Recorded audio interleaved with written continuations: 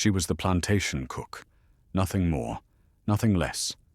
But the night 9 people dropped dead at supper, no one could find her, or explain what they'd eaten.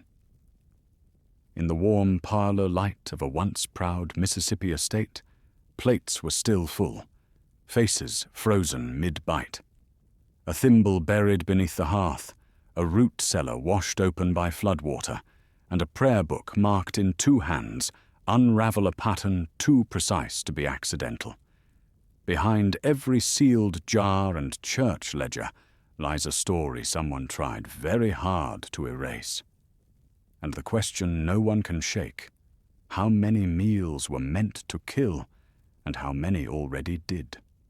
If you would like me to continue creating stories so that this history, which is not taught in schools, is not forgotten, please subscribe to this channel. Write in the comments where you are watching from. Through the thick August air, the Braithwaite estate stood outlined against the setting sun, its whitewashed columns casting long shadows across the front lawn. At precisely 6:10 p.m., James Relin, a whiskey merchant from Memphis, shifted uncomfortably in his carriage seat, watching servants light the whale oil sconces through the parlor windows. The smell of pork stew and something slightly burned, cornbread, he guessed, drifted out to where he waited. "Terribly sorry, sir," young Thomas Braithwaite had told him earlier, adjusting his frayed cravat with embarrassment. "We're entertaining Cousin Edwin from Natchez tonight, and with the boarders we simply haven't the room at table." Inside, the family gathered around the long pine table, Augustus Braithwaite at the head, still wearing the faded waistcoat he'd carried through the war. His 3 children, Thomas, Mary, and Caroline, arranged by age down the right side. The 2 paying boarders, Mr. and Mrs. Whitmore, seated opposite, and Cousin Edwin taking the far end, his Natchez manners intact despite the reduced circumstances. Relin watched Evelyn, the cook, move between kitchen and dining room with practiced efficiency, her burned cheek catching the lamplight as she served. She'd been with the family since before the war, he'd heard, one of the few who stayed on after emancipation. By 7:45 p.m., hunger got the better of his pride. Relin climbed down from his carriage, boots crunching on gravel as he approached the house. The windows glowed amber, but something felt wrong. No voices carried through the screens, no silverware clinked against plates. He knocked. Silence answered. The door swung open at his touch. A bowl toppled from the table edge as he entered, spilling congealed stew across the floorboards. The scene before him stopped his breath. 9 bodies sprawled across the dining room, some slumped forward onto their plates, others twisted sideways in their chairs. Augustus Braithwaite's hand still clutched his water glass, knuckles white. Young Mary's face pressed against the tablecloth, her blue dress spread like spilled ink. All their faces bore the same horrible grimace, lips pulled back, skin mottled purple. Relin stumbled backward, nearly falling over a dropped serving spoon. The kitchen door stood open to darkness, the hearth cold and black. No sign of Evelyn. Sheriff Graham Deal arrived before midnight with Dr. Mason, their lanterns casting jerking shadows across the walls. While deputies secured the property, Deal moved methodically through the scene, marking positions in his leather-bound log. "All victims show similar signs," he wrote, pen scratching. "Stomachs distended, lips blue. Death appears to have come swift." Dr. Mason knelt by the cold hearth, squinting through his wire spectacles. "Sheriff," he called, "bring your light here." He scraped carefully at the ashes, collecting samples in a glass vial. "Something about these remnants troubles me." In Evelyn's quarters, a narrow loft behind the kitchen chimney, they found only a straw tick mattress and bare walls. But as Mason's lantern swept the floor, Deputy Collins noticed a loose board. Beneath it lay a single brass thimble, sized for a child's finger. Curious thing to keep hidden, Deal remarked, turning the small object in his palm. Mason bagged it carefully, adding it to his evidence. As they descended the loft stairs, a hot wind rattled the kitchen shutters, carrying with it the last traces of burned cornbread and something else, something metallic and bitter that caught in the back of the throat. Monday morning brought no relief from the August heat. Behind the Braithwaite house, beneath spreading oak trees draped with Spanish moss, Reverend Abner Hall's iron-grey beard glistened with sweat as he led 24 townspeople in prayer. His walking stick, carved from Osage orange wood, trembled slightly as he gripped it. Lord, receive these souls taken so suddenly from our midst, he intoned, voice carrying across the gathered mourners.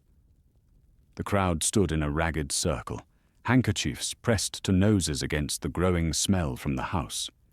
Inside, Dr. Mason bent over Augustus Braithwaite's body, making careful notes in his leather journal.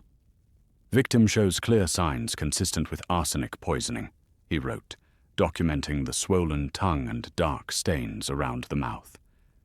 Similar presentation across all 9 victims suggests rapid onset, likely within 1 hour of evening meal. The physician adjusted his wire spectacles, moving to examine Mary Braithwaite next.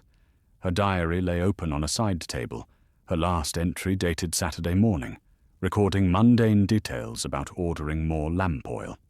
In the kitchen, Mason found Anne Braithwaite's household ledger, its neat columns tracking every meal served that week.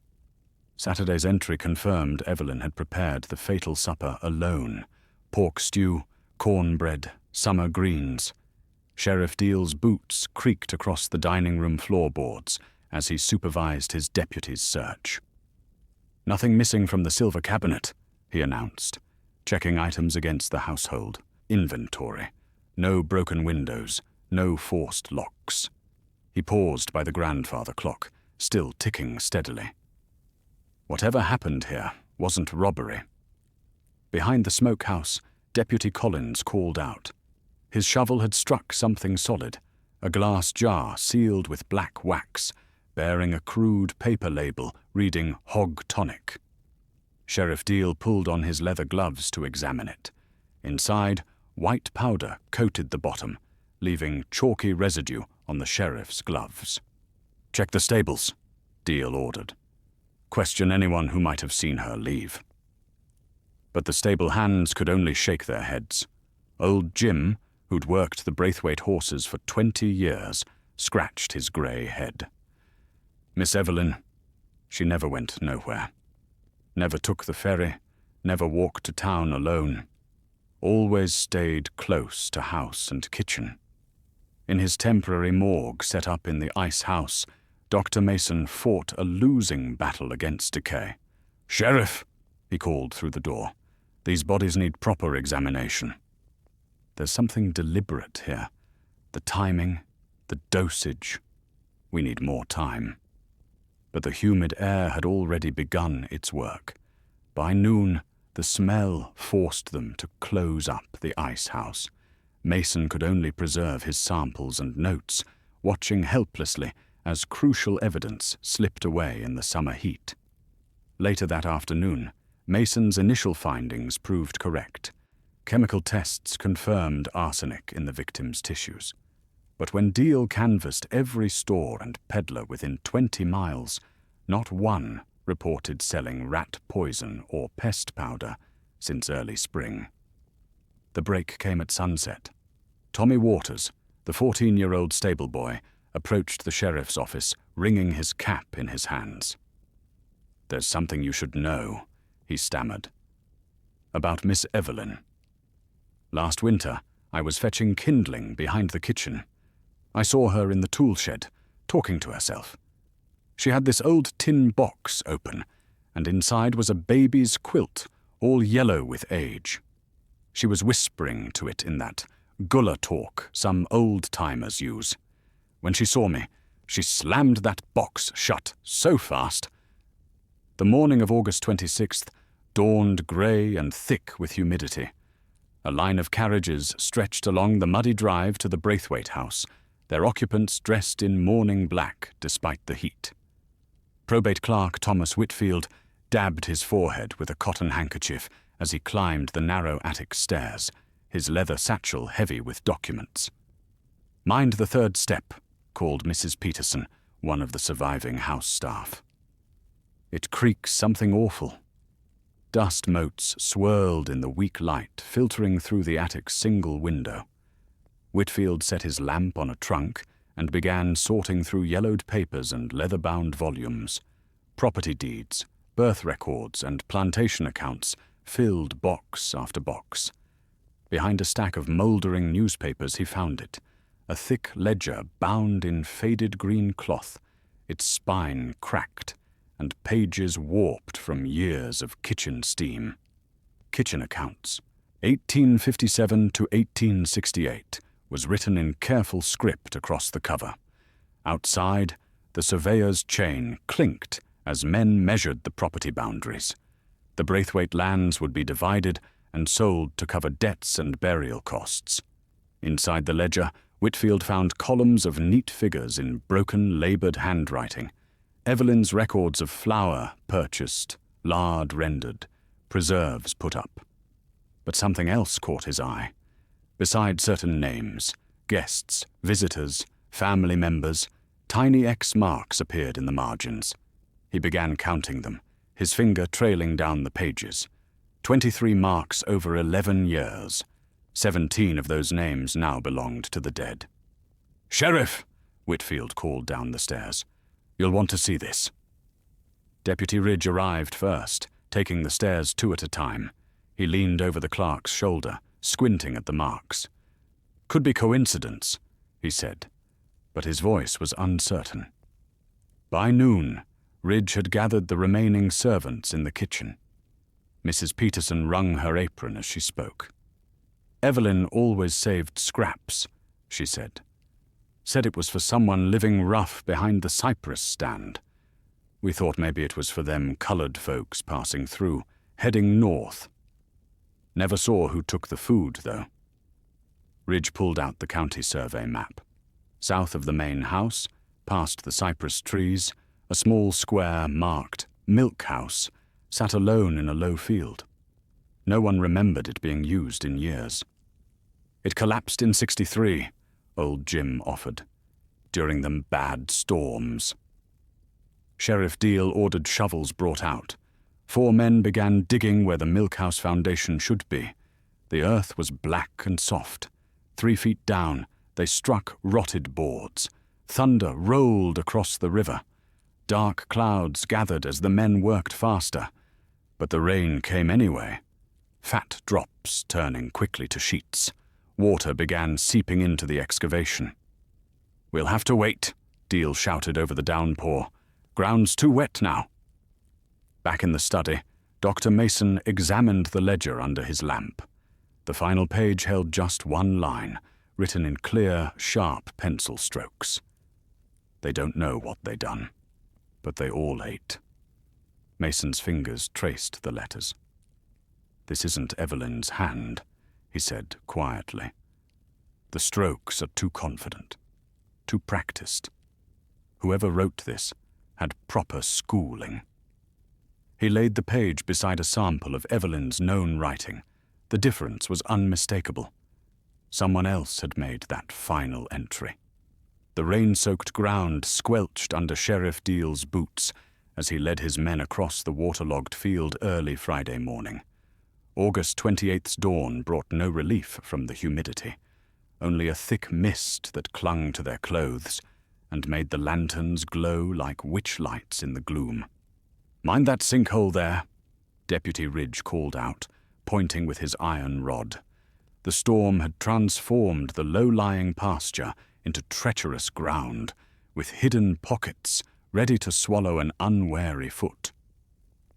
4 deputies spread out in a line, pushing their rods deep into the mud every few feet. The metallic clink of iron against stone punctuated the morning silence. Behind them, Dr. Mason picked his way carefully through the muck, his medical bag held high above the standing water. "Here!" shouted Deputy Collins around dusk, his rod striking something solid. "Feels like worked stone, not just creek rock." The men converged on the spot, their lanterns cutting yellow circles through the gathering darkness. Shovels broke through wet earth, revealing a curved stone arch barely visible beneath years of sediment. "Root cellar," Deal muttered, wiping rain from his face. "Built proper too, with dressed stone." It took an hour to clear the entrance. Water had pooled inside, turning the chamber into a murky pond. Deputy Ridge waded in first, holding his lantern high. The light caught something metal in the black water. "Pass me that hook," he called back. Using a long pole with an iron hook, they began fishing objects from the flooded cellar. First came a cast iron kettle, its bottom charred black from long use over fire. Next, pieces of a broken rocking chair, its wood gone soft and grey. But it was the collection of small glass bottles that made Dr. Mason lean forward, adjusting his wire-rimmed spectacles. "Infant feeding bottles," he said, turning one in his hands. "French design, expensive. See the rubber tube?" He held it closer to the lantern. "Whatever was in them has long since dried up." The doctor scraped residue from one bottle into a clean handkerchief, sniffing carefully. "Sweetroot," he pronounced, "often used to mask bitter tastes in medicine, or other things." Sheriff Deal's expression darkened. "Keep searching." Near the back wall, partially protected from the water by fallen stones, they found a rusted biscuit tin. Inside, carefully preserved newspaper clippings crackled as Mason spread them on a dry patch of ground. "War obituaries," he said softly. "Dozens of them. Each bore a cross mark, seemingly drawn with a finger dipped in ash." The lantern light wavered as Deputy Ridge held it closer. "Look at the dates, all from 61 to 65. War years." Mason's hands stilled on a particular clipping, dated July 1862. A grainy photograph showed a young man in Confederate gray, Corporal Elijah Moore, his name printed beneath in faded type. Someone had drawn a precise circle around the name. "I remember this case," Mason said, his voice barely audible above the drip of water. "Spinal poisoning, they called it." "I was fresh out of medical school, trying to establish a practice here." He paused, studying the photograph. Moore was the Braithwaite overseer during the war. Mean reputation. Sheriff Deal looked sharply at the doctor. "You treated him?" "No," Mason replied, still staring at the circled name. "By the time they brought him to town, it was too late." Nothing anyone could have done. The letter arrived during Sunday morning services, carried by a breathless boy from the Panther Burn settlement. Reverend Hall's fingers trembled as he unfolded the cheap paper, his congregation filing out of Mount Carmel Church into the August heat. The handwriting was crude, but determined. "Reverend Hall, you may not remember me, but I was midwife to the colored folk round Braithwaite's land for and during the war. I write because my conscience weighs heavy. That cook woman everyone's hunting, Evelyn, I helped birth her baby back in June 1851. It came too early, already blue. The father weren't of her color, and that's God's truth, though it pains me to say. She wouldn't name it, just kept saying, 'They'll know, they'll know.' I wrapped it in clean cloth and marked where we laid it. Check your books. You wrote something that day, I remember. The initial E is all you put down." Hall's wooden leg scraped against the floor as he hurried to the vestry. The leather-bound baptismal registry lay exactly where it always did, its pages yellow with age. June 1851 showed signs of tampering, a careful tear where a name should have been, leaving only E- in faded ink. The church door creaked open. Sheriff Deal's boots echoed on the wooden floor, followed by Dr. Mason's lighter step. "Letter came from Panther Burn," Deal said without preamble. "Woman claims knowledge of your dealings with Evelyn." "Care to explain?" Hall clutched his collar, sweat darkening the black wool. "I keep records of all Christian events in this parish, nothing more." Mason stepped forward, wire spectacles catching the light from high windows. "Then you won't mind if we examine those records? Particularly June 1851? "The registry is private church business," Hall protested, but Deal was already lifting the heavy book from the desk. "This isn't about privacy anymore, Reverend. 9 people are dead." Mason found the damaged page quickly, his physician's fingers tracing the tear. Interesting method of record-keeping. "Do you often remove names from official documents?" Hall sank into his chair, age suddenly visible in every line of his face. "I have sermons from that period. Nothing unusual." "Show us," Deal ordered. The Reverend's personal writings filled a cedar chest beneath his desk. The summer of 1851 was bound in twine, the pages brittle with age. Mason read aloud from a sermon dated June 18th. "The devil walks through a woman's womb, planting seeds of corruption. We must guard against such darkness, lest it poison the very future of our congregation." "Rather specific language, Reverend." "Metaphor," Hall whispered. "Biblical imagery." "Or a very real warning," Mason countered. "One you chose to bury rather than confront." Deal gathered the papers carefully. "I'm taking these to Judge Sibley. This isn't some mad cooking woman running wild. This is murder with cause. The court needs to understand that." "The judge won't care," Hall said, "not without finding her." But 2 days later, Judge Horace Sibley proved him wrong.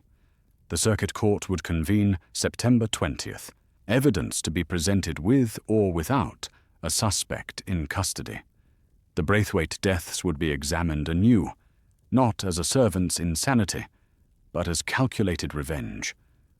Already, stories spread along the river. Travelers spoke of a limping woman seen at dawn, walking the levee trails with a bundle in her arms. But no one approached her. Some said she whispered to the bundle in strange tongues. Others claimed she simply watched the sun rise, waiting. The March morning dawned cold and damp over Panther Burn, Mississippi. Isaac Hart, 12 years old with mud-caked boots, poked at charred logs behind the abandoned smokehouse. His fishing line had tangled in the brambles, forcing him to venture closer to the building everyone avoided. The smokehouse stood like a broken tooth against the grey sky, its roof half collapsed from a lightning strike last summer. Isaac's stick caught something solid, not wood, but leather. He scraped away wet leaves to reveal a book, its spine cracked but still holding. "Property of A.E. Braithwaite, 1851, read the gold-stamped letters inside the cover. Isaac's fingers trembled. Everyone knew that name from the papers, even 2 years later. Dried flower petals, brittle and brown, fell from between the pages as he opened it. A yellowed church notice slipped out. Mount Carmel Church welcomes all to witness the baptism of... The name was smudged, but the date read June 1851. Neat columns of writing filled the margins around printed prayers, different hands telling different stories. The first writing was crude, letters pressed hard into paper. Root of life brings death if boiled past moonrise. Below it, in elegant script, L confirms dosage must increase with weight. Isaac ran the mile home, book clutched under his jacket.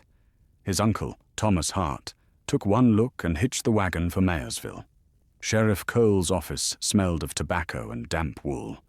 He examined the book under his brass lamp, turning pages with a pencil tip. "Look here," he muttered. "Recipes mixed with scripture. Sweetroot tea cleanses the spirit. But this writing changes halfway through." The sheriff wrapped the book in oilcloth and addressed it to Vicksburg. "Dr. Mason needs to see this. He kept all the original documents from the Braithwaite case." 3 days later, Mason's office at the county courthouse was littered with comparison papers, Evelyn's kitchen ledgers, shopping lists, the original investigation notes. The prayer book lay open on his desk. "The first writing is definitely hers," Mason told Sheriff Deal, who'd come straight from patrol. "Same pressure, same slant. But these other entries," he pointed to the clearer script. "Someone educated. Someone who signs only as L double quote." Deal leaned closer. "What's this list?" "Measurements. Amounts needed for different preparations." Mason swallowed hard. Each one marked with L confirms. They found the final entry on the last page, the handwriting suddenly steadier than all. The rest, "What she gave them, I watched them swallow." Deal grabbed his coat. "I'm sending notices to every sheriff's office along the Yazoo. Had word yesterday. New cook just started at the Lambert place south of Mayersville. Calls herself Elsie." Mason stared at the prayer book's faded cover. 2 years of silence. Why resurface now? "Maybe she never left," Deal said, already drafting the warning notice. "Maybe she was just waiting for someone to find this." Thunder rolled across Mayersville as Geraldine Coates stumbled into the telegraph office, her apron stained dark red. Rain pelted the windows, while the operator, Jim Whitfield, looked up from his key machine. The clock on the wall read 2:15 p.m. "They're all dead," Geraldine gasped, gripping the counter. "The Brooks girls, Margaret, little Beth, all of them just collapsed at the table." Her hands shook as she described the scene. The family sprawled across their dining room, faces twisted in pain, steam still rising from bowls of beef stew. Only she had survived, having eaten just a slice of bread while tending to Margaret's cough. That new cook, Elsie, she served it up and disappeared, said she needed herbs from the garden. But when I went to look, Geraldine's voice cracked. Gone, like smoke. Sheriff Cole arrived within minutes, his boots leaving muddy prints across the telegraph office floor. The rain intensified as he took Geraldine's statement, writing in a water-spotted notebook. Victims found approximately 1:45 p.m. Stew served 1:30 p.m. Cook absent from premises. Deputies found the Brooks kitchen in order. Too orderly. No dirty pots, no food scraps, counters scrubbed clean. The cook's quarters above the carriage house contained only a straw mattress and a single spoon, blackened as if held over flame. Sheriff Cole turned it in his hands, squinting at the engraved crest on the handle. "Braithwaite silver," he muttered. "God help us." The telegraph operator's fingers flew across the key, sending urgent messages to Vicksburg. But after 3 attempts, Whitfield shook his head. "Lines down in Tallulah. Lightning took out the relay station. Message won't get through till they repair it. Sunday at earliest." Rain drummed against the roof as Cole organized search parties. Men with lanterns spread out along the river road, but the storm had washed away any tracks. The cook had vanished into the downpour. As evening approached, Reverend Thomas Whitmore's buggy clattered into town. The circuit preacher, soaked and mud-splattered, had been making his rounds when news reached him. Cole showed him the spoon. "The Braithwaite crest," Whitmore confirmed, running a finger over the engraving. "I remember that family well. Performed baptisms there for 20 years. "What about their cook?" Cole pressed. "Woman named Evelyn?" The preacher's face darkened. "They forced me to baptize her in 51. Said it was proper for house staff to be Christian, but..." He paused, looking troubled. There was nothing Christian about how they treated her, especially after. After what? The burn. 1857. Terrible accident with the stove door. Left a crescent scar along her jaw. Whitmore touched his own face. I saw this Elsie yesterday, speaking with Margaret Brooks. Same scar, same quiet way of standing. It's her, Sheriff. It's Evelyn. Cole stared at the spoon, then at his useless telegraph. 3 days before Vicksburg would know. 3 days with a killer moving freely downstream. How many houses between here and Natchez? He asked quietly. Dozens, Whitmore replied, and every one of them needs a cook. October 5th, 1870. Dawn's grey and humid over Vicksburg, the kind of morning where fog clings to the Mississippi like a burial shroud. Inside the Warren County Courthouse, the wooden benches creak under the weight of spectators as Judge Horace Sibley calls the court to order at precisely 9 o'clock. Dr. Mason sits in the front row, his wire spectacles fogged from the damp, watching as deputies escort Evelyn into the courtroom. She walks with the same measured pace she once used carrying soup tureens to the Braithwaite table, her ankles chained but her spine straight. The calico dress they've given her hangs loose. Jail rations have worn her thin, but the burn scar on her cheek stands out sharp as ever. The state of Mississippi versus Evelyn Braithwaite, the clerk announces, stumbling over the surname she never legally carried. The evidence table tells the story piece by piece. The tarnished spoon with its Braithwaite crest, the leather-bound prayer book from the smokehouse, 3 glass jars labeled in her careful hand. The arsenic bottle from St. Joseph sits uncorked, its white contents gleaming like sugar. Sheriff Deal presents the affidavits methodically. Geraldine Coates, the Mayersville midwife, describes the Brooks family's final meal in detail. The stew smelled of pennies, she testifies, and Elsie wouldn't taste it herself. The tinker who sold her poison swears to her limp, her scar, the false name she gave. Behind these facts looms the august supper itself, 9 dead at the Braithwaite table, flies thick on cooling cornbread, and Evelyn vanished into the night. Dr. Mason's original coroner's report passes from hand to hand, pages yellow with age, but the findings still clear. Arsenic, massive doses, death within the hour. Through it all, Evelyn sits motionless. When asked to speak in her defense, she only shakes her head, eyes fixed on some middle distance. The jury deliberates less than an hour. Guilty, reads the foreman, and Judge Sibley's gavel falls like a coffin lid closing.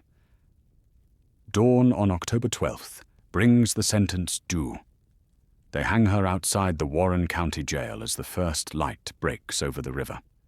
Her last words come soft in Gullah, lost to all but the wind. 3 days later, Dr. Mason finds an envelope on his desk, unmarked, sealed with cheap wax. Inside lie the missing pages from the prayer book, the ones torn from the center where recipes should be. His hands shake as he reads the title, The Child's Supper, written in Evelyn's broken script. But below the ingredients and measurements, different handwriting flows across the page, educated, elegant, nothing like Evelyn's careful scratches. At the bottom, these words in black ink. I made her do it. She was too weak. Mason rides hard to Mount Carmel Church that same afternoon, demanding to see the baptismal records from 1851. But Reverend Hall lies cold in his own churchyard, taken by stroke 2 weeks prior. The registry page for that year's baptisms is gone, clean cut as if by a careful hand. Sheriff Deal files his final report the next day. The case closes officially, the mystery of L unanswered. They bury Evelyn in the potter's field, no marker but the turned earth. In his last notation on the case, Dr. Mason writes only, "2 hands wrote the recipe. 2 minds planned the poison. But only one paid the price."